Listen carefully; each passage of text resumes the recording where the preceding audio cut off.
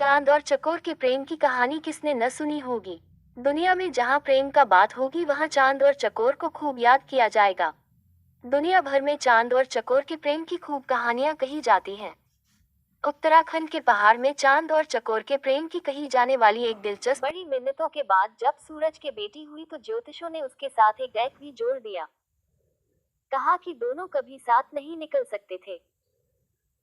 सूरज और चांद के साथ निकलने का दिन धरती पर कयामत के दिन के तौर पर दर्ज हुआ, इसलिए सूरज ने अपनी बेटी के रहने के लिए दूर एक पहाड़ की चोटी को चुना।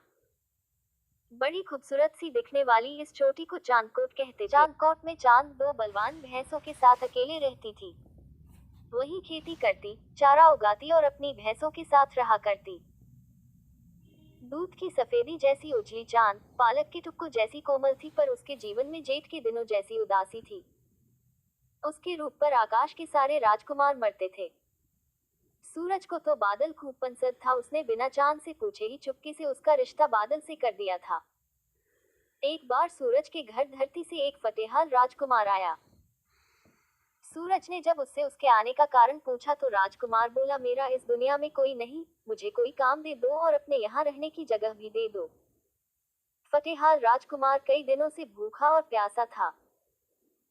उसका हाल देखकर सूरज को उस पर दया आ गई और कहा, चांदकोट में मेरी बेटी चांद रहती है, तुम वहां जाओ और उसकी भैंसों के लिए चारा उगाओ और खाने के लिए खेती करो।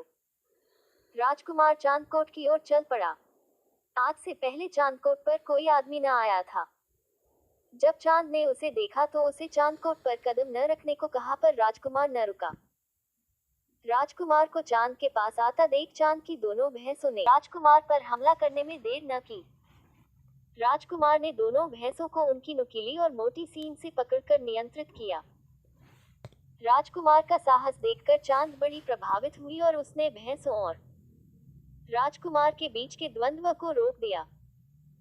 चांद ने उससे उसके चांदकोट आने का कारण पूछा तो राजकुमार ने बताया कि वह बड़ा अभागा राजकुमार है, उसका दुनिया में कोई नहीं, इसलिए वह सूरज से मदद मांगने गया था। उसी ने दया दिखाते हुए उसे उसकी सेवा के लिए भेजा है।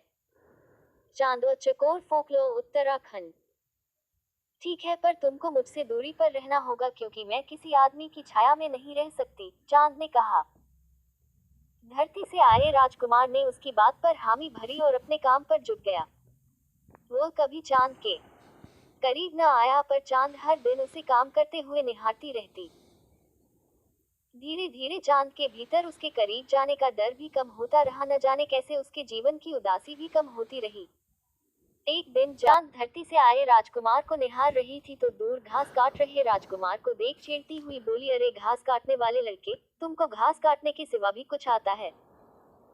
धरती से आया लड़का एकदम से ठिठका और कुछ जवाब न दिया, बस चांद को देखता रहा। चांद उसके पास गई और पास बैठने की जगह बनाए और हाथी के दांतों के बने पासे निकाले। दोनों साथ बैठकर खेलने लगे। उस दिन के बाद से दोनों हर रोज बैठकर पासे खेलते और खूब हंसते। चांदकोट की पहाड़ी के आसपास बुरुंज खिलने लगे, न्योली चिड़िया के गाने हवाओं में सुनाई देने लगे। चांदकोट की पहाड़ी में प्रेम की बयार बहने लगी। चांद और धरती का राजकुमार एक दूसरे से प्रेम करने लगे। चांद और धरती के राजकुमार के प्रेम की बातें आसमान में तरह तरह से उड़ने लगी और खबर बादल तक पहुंच गई। बादल सीधा सूरज के पास पहुंचा और चांद की शिकायत करते हुए सूरज को उसका वादा याद दिलाने लगा। सूरज को जब चांद और धरती के राजकुमार के बारे में पता चला तो उसे खूब क्रोध आया। उसने उस चांद और बादल का विवाह करने की ठानी। जब सूरज ने चांद को अपना फैसला सुनाया तो वह खूब रोई। मतवाला बादल तो चांद को कभी पसंद ही न था, पर सूरज ने उसकी एक न सुनी। बादल बारात लेकर चांदकोट की पहाड़ी पर आया और चांद और बादल के विवाह का मौका आया। सूरज ने बादल की खूब आवाभगत की और बादल के साथ 7 रंगों के वचन लेने को चांद को बुलाने लोगों को भेजा। चांद कहीं न मिली। लोगों ने उसे सब जगह ढूंढा पर वह न मिली। सूरज के आदमी चारों दिशाओं में गए और आखिर में उन्हें चांदकोट के सबसे ऊंचे पेड़ पर लटका हुआ चांद का शरीर मिला। मौत के बाद भी चांद उजली और सुंदर लग रही थी। धरती से आए राजकुमार ने चांद को नीचे उतारा और तब तक उससे लिपटा रहा जब तक कि सूरज के लोगों ने उसे उससे अलग न किया। सूरज के लोग चांद का शरीर लेकर चले गए।